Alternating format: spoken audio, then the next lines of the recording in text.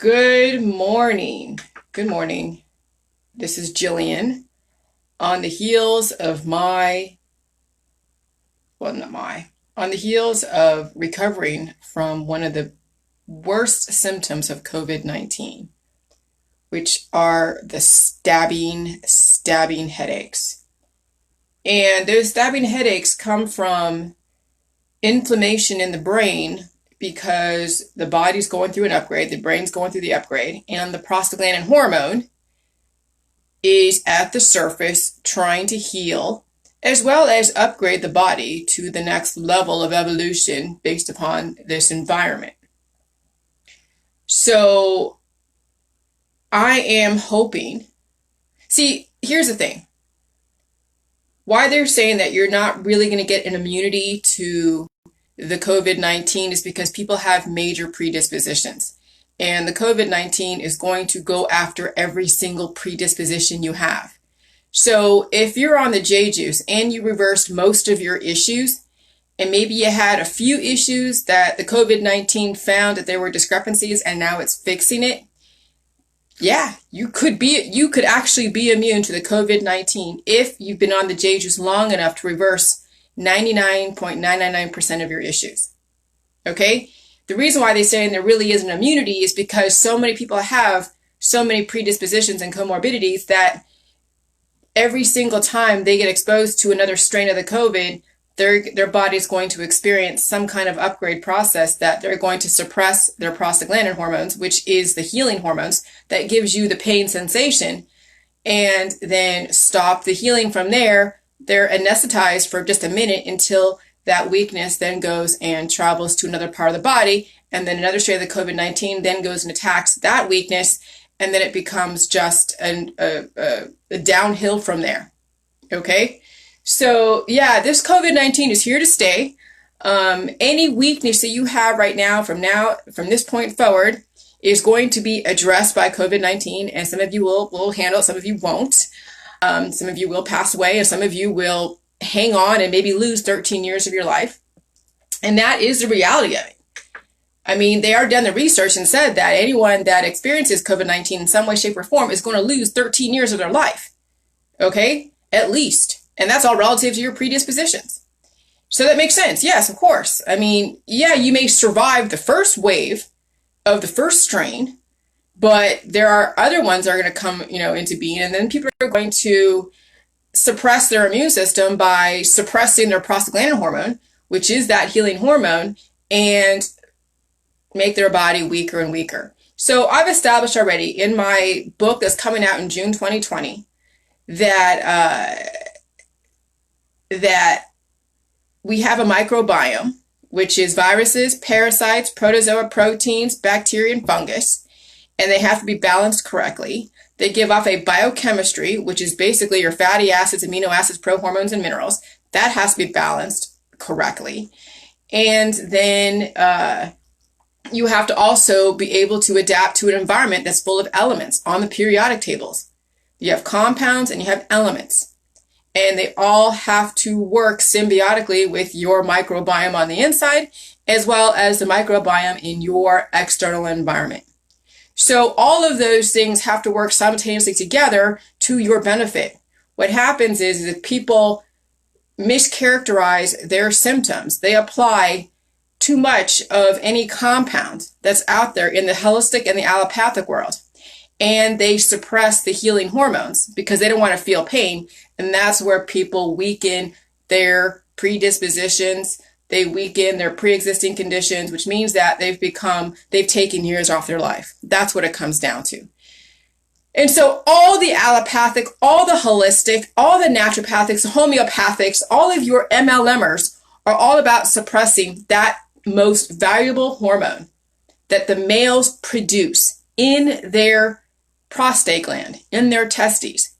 So when you think about it, the war on the male has been going on since the 16th century when they started mainstreaming and creating pharmaceuticals against that specific hormone. Now, the shamans in the old cultures, they created herbs which still attacked that specific hormone. Old world remedies even in the 15th, 12th century, whatever, anything that would stop the pain would be an attack on that hormone that the males brought that aided in the healing process. It's like women are the givers of life as well as the takers of life, and the men sustain life. See, that's the difference between men and women. Right now, we have this whole, girl power, women power. But when you don't honor the male as well as their ability and their hormones to sustain life, to heal it at the micro level, you're going to have more death and reproduction than you want. And then you have this sensitivity to viruses in the environment when you cater when we are so imbalanced. And so I can see why now the Asian cultures revere the males. And it sucks, yes, for the females, because they did, China did that one child policy, and then all the, the females were like, we don't want them, and only the males that they wanted. And that caused an imbalance. But there really should be a balance, and we should not be catering to one or the other, as an extreme. Men have something that are very important, so do women. But at some point, when we don't have to keep reproducing and dying, because that's what death and reproduction is. They both go hand in hand. When we're just sustaining life, where we're regenerating at the micro level, expressing our prostaglandin hormone when it's necessary, because we're not always going to be feeling pain all the time. It's only when the environment becomes very aggressive, like a change in the atmosphere. Let's say meteors that came in, or there was a volcano, or some kind of natural disaster, and you happen to be affected by the environment. Yes, your prostaglandin hormones are going to come in and heal you. You'll feel pain, but relative to your predispositions, it may not be as aggressive as some people's, predispositions are going to come up and be aggressive. It may not be very painful at all. Okay? The only thing that I've experienced within the last 3 months is a stabbing headache, which means that I still needed to upgrade my neurological system. Okay, but some people are having respiratory issues. Some people have asthma. Some people have skin issues. Like when you feel your skin so sensitive, like they have it called COVID toes, where they're having circulation problems, you have obviously an imbalance in your circulatory system, and that COVID-19 found it. And then people are experiencing a type of Raynaud's autoimmunity type of disease. Because Raynaud's is where you have circulatory issues where your extremities are not getting the proper blood flow. And so they're cold and they have a discoloration and it's painful. And it's because the prostaglandins are trying to come to surface. And of course, you're not giving your body what it needs, and you have malabsorption. So you're not even maximizing the food supply. And so this is why people are in chronic pain. And this is why the system has then tried to research all the pain mitigation protocols to where eventually it'll destroy the person. Some people can handle some of their cures. Other people won't be able to handle the cures that are out there. The cure will be worse than the disease. So anyways, yeah, I mean, this COVID-19 is like a barometer. It tells you exactly, where you stand on that whole life and death trajectory. And so I'm hoping for the future that we don't have to rely on females to keep us reproducing and dying on a continuous basis. I'm hoping that the females express their prostaglandin hormone, which everybody has, and they don't have to feel like they need to reproduce unless they want to, but then they give their kid like the best foundation, so they don't have to experience the predispositions that cause them to be reproduced to begin with, because reproduction comes from imbalances in the body, mind, and spirit. That's the reason why reproduction exists. When you think about summertime, and this is in my book that's coming out in June, summertime is where you don't have any fluctuations in the environment. There is no fall and then there is no winter. It's just summer.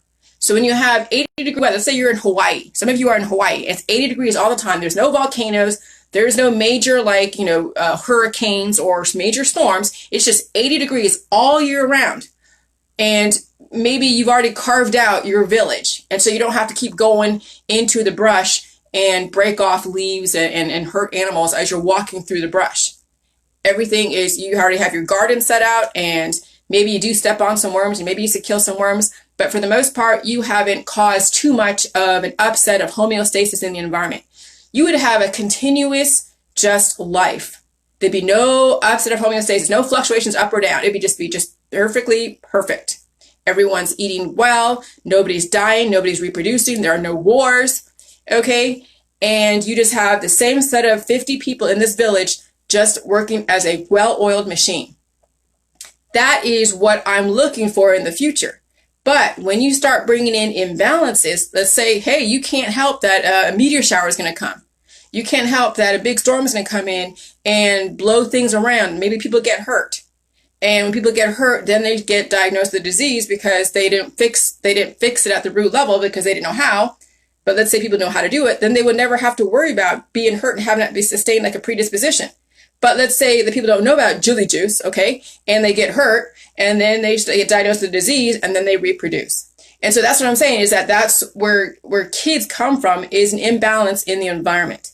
Just like in the summertime, when fall comes, that's when leaves start changing.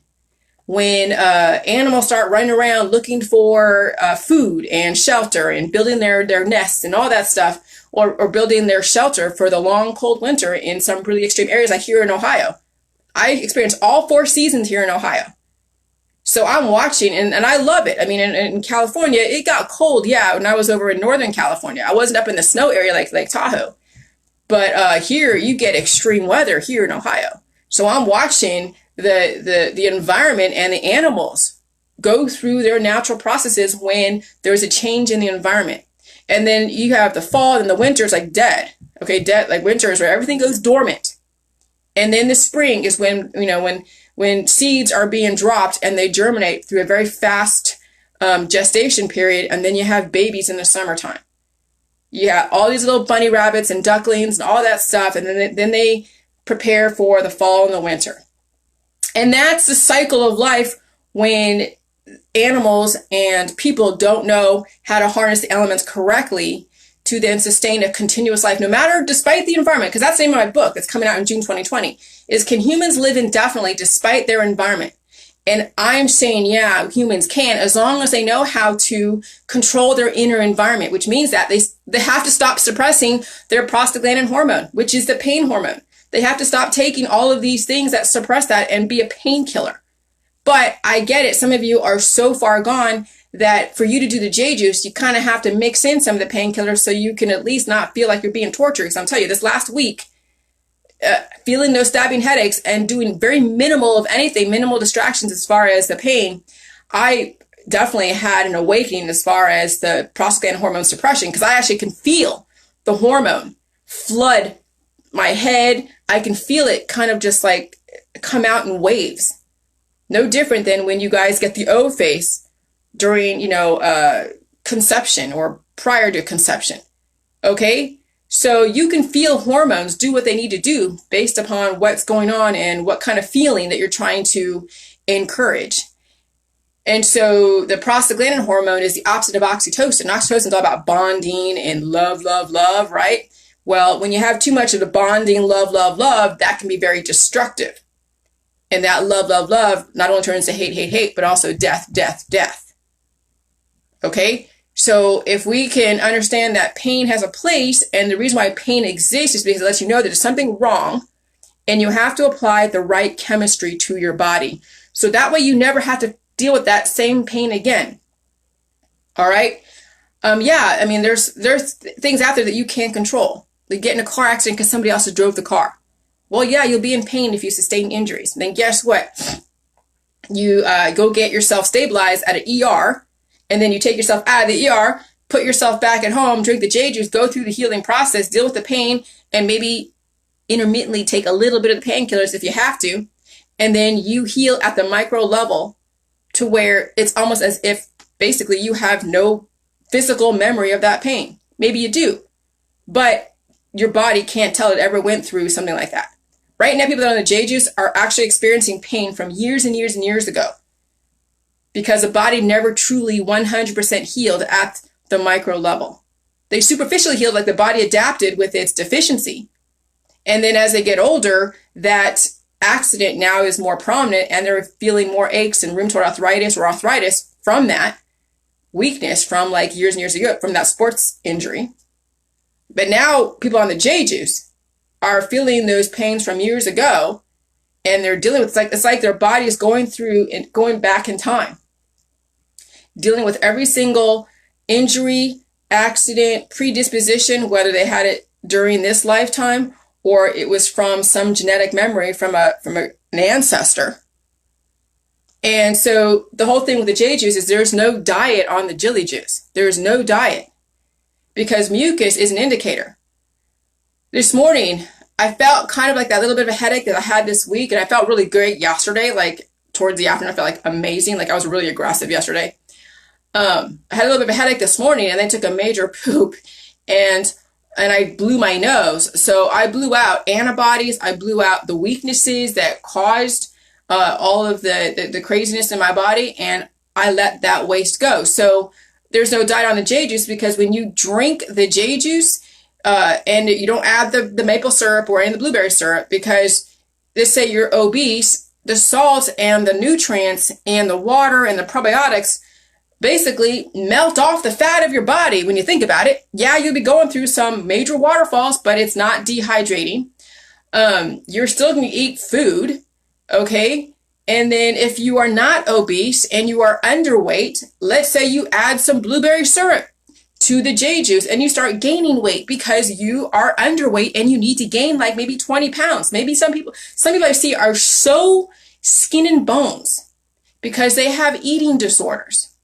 And so they stay away from meat, they stay away from milk, they stay away from sugar, they stay away from salt. So they're just like this bag of bones that they're still able to think relatively coherently, but they're seeing their body go to shit. Okay, they need to have the maple syrup or the blueberry syrup in the J juice.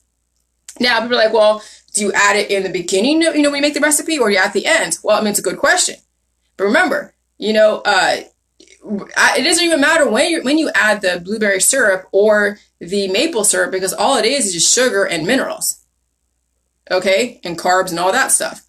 And so, it's a matter of how much you add and whether or not if it's appropriate for your predispositions. But remember, kombucha and apple cider vinegar and all of those are fermented fruits and fermented sugars. However, I'm not telling people to drink kombucha and apple cider vinegar, because some people have obesity issues and they shouldn't be drinking the kombuchas and apple cider vinegars. Okay, some people have candida and they have fungal issues. And so drinking the kombuchas and apple cider vinegars is going to destroy, or it's going to feed the fungus. And then let's say they have like weak teeth and they're drinking the kombuchas and apple cider vinegars, that sugar that's hitting their teeth on a continuous basis is going to weaken their teeth. So that's why the salt is the balancing force. Maybe you add a little bit of maple syrup or blueberry syrup. Okay?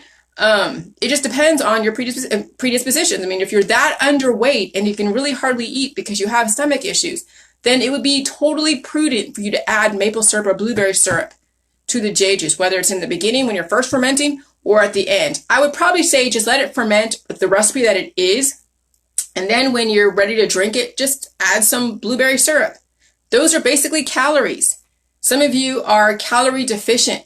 And some of you have an overabundance of calories to where you have an imbalance in your fatty acids and you're obese. And so maybe you need to lay off the carbs. Okay. So there's no diet on the J juice because you're going to determine, okay, well, would it be prudent for me to eat this donut?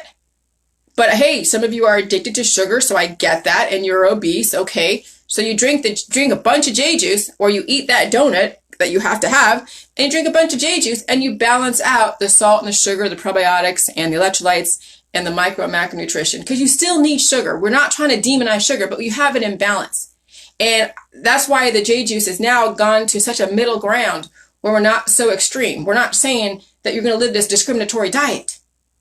It's if you start getting a lot of mucus from a specific food, not from J juice, but from a specific food, let's say you like milk. You started getting all this mucus from milk. Okay? Or mucus, or let's say like when I went to the bar really early on during the protocol in like 2017 or 2018, and I ate a hamburger and some fried food, and I felt so sick, like all this mucus was coming up.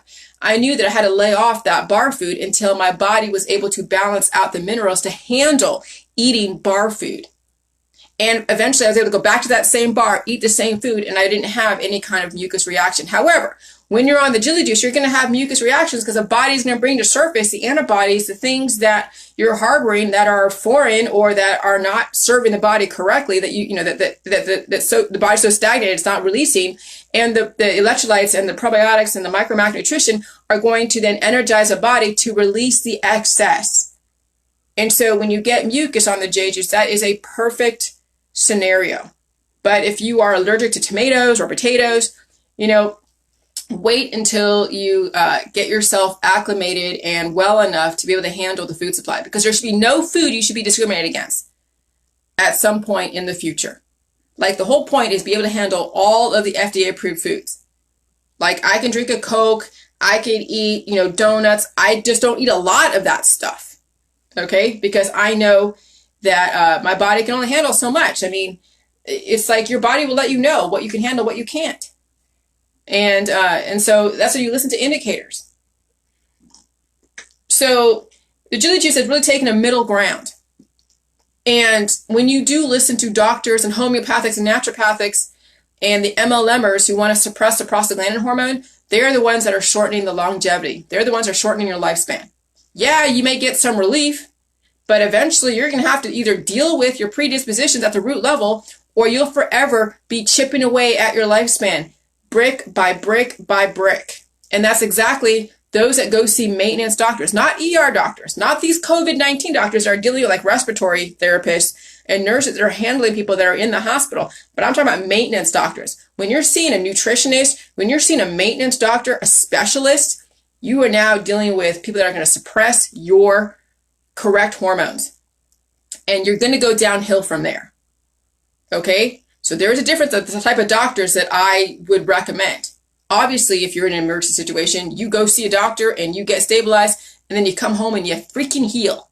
But if you're seeing a specialist because you have a gastro issue, you have all of these issues, it's because you have let yourself go to such an extent that you've got to take part in whatever they do to scoop everything out or get you on some kind of therapy, which in of itself has a very traumatic ending, death. Any kind of therapy has an ending of death. Any therapy. I don't care what it is. It'll give you a state of execution, whether it's talk therapy, physical therapy, drug therapy, cannabis therapy, water therapy, sports therapy, whatever. Any therapy that you do is going to have an outcome of death unless you only use it one time just to get you through an emergency situation. But see, therapy is not about one time. Therapy is an ongoing thing. It has you adapt to your deficiencies. It doesn't get to the root cause of why you have that therapy to begin with. So, but that's the world out there. People are like, oh, we can't listen to Bill Gates. He's not a doctor. But you think the doctors have gotten us into this situation too? Yeah, they have. And who does Bill Gates refer to? He refers to doctors. And doctors refer to Bill Gates. It's a quid pro quo between the both of them. Demonizing Bill Gates is not going to help you get to the next level because you're going to listen to the doctors. But if you're in an emergency situation, yes, doctors are necessary. But if you're not in an emergency situation and you're trying to do a therapy, they're going to do you in on a long-term basis. With all of their prescription drugs and the holistic remedies and everything that suppresses the right hormones, yeah, you're not going to have a very good outcome if you continuously listen to doctors forever until you die. And then you pass that knowledge to your kids who are going to listen to their doctors forever, and they end up just like you. At some point, somebody's got to think outside the freaking doctor box. But again, emergency situation, to get stabilized, and then you get your ass home and you heal on the J juice and you deal with the prostaglandin hormone, expressing that healing hormone. Let me tell you, I became a new person this week after dealing with that pain. That pain was so extraordinary. It was insane. But it was necessary. Okay? Since I don't have any other predispositions, I'm thinking that's going to be the last little bit, unless there's another virus that comes out there that's not COVID, it's something else, which I can't imagine. But no matter what, I know how to play that game. I'll take on whatever upgrade the government gives me, whatever it is, whether it's in a vaccine or if it's in the environment, I will take on any upgrade if it's mandatory. Because you can't control the atmosphere. And if they're saying that you have to get a mandatory vaccine for whatever reason, fine. I can handle it. So, but yeah, I'm a changed person after that week, after this last week. Totally a changed person. And it gave me the revelation about prostaglandin hormone. The jelly juice activates the prostaglandin hormone. The jelly juice does. And the allopathic, holistic, nutritional therapies out there all suppress that healing hormone. And that's why you're all aging, degrading with diagnosable diseases. So you can choose, the little, the pleasure that you have in your 60 years, 70 years, maybe 80 years of life, or you kind of deal with all of your shit face on, head on. And then guess what? You just prolonged your life because you're able to handle the pain of the healing process, and you're giving your body what it needs to regenerate at the micro level. So that way you don't have to die and reproduce at the macro level. And that's the point of the J juice. That's the new world order. So good luck, but I'm going to tell you 95% of the population are not going to get this. 95. They're not going to get my information because they're too busy playing footsie with all the remedies. They're too busy wanting to suppress the pain. They're too busy wanting to suppress the healing. They want to enjoy now. It's all about now. But you don't realize that now is the future. The future is now. So if you don't teach your children as well as yourself good habits of priming yourself to handle the healing process, to understand that pain is healing, and you support it correctly with the J juice, then you know what? You're going to have a very predictable outcome for yourself, and your kid's not going to survive the environment. They're going to be the first ones that, as soon as they get exposed to this COVID-19, they're going to be done like that. So yeah, I mean, and the war on men, the war on the prostaglandin hormone. Yeah. So I'm not going to make any of these feminists out there very happy with my take on these hormones. But I get it now. I'm not revering the oxytocin. The oxytocin should not be revered. That's what creates drug addicts, is when you revere pleasure above all else. So anyways, I'm going to go do my thing. But just understand there is a balance. And, there's definitely some new information that you must understand and look on my timeline and keep up. And June 2020 is when my new book's going to come out. And then I'm going to write another book because there's more that I got to cover. I mean, the humans are another pattern in nature. Everything is a pattern. All of what you're doing is a pattern and easily predictable. So all of these prophecies and whatever, if you've been around long enough and you understand history, you can predict every single action that's gonna potentially happen in the future. It's predictable. Humans and nature are predictable if you understand how patterns work in nature. So good luck to all of you, but have a good day. Happy Monday. Bye.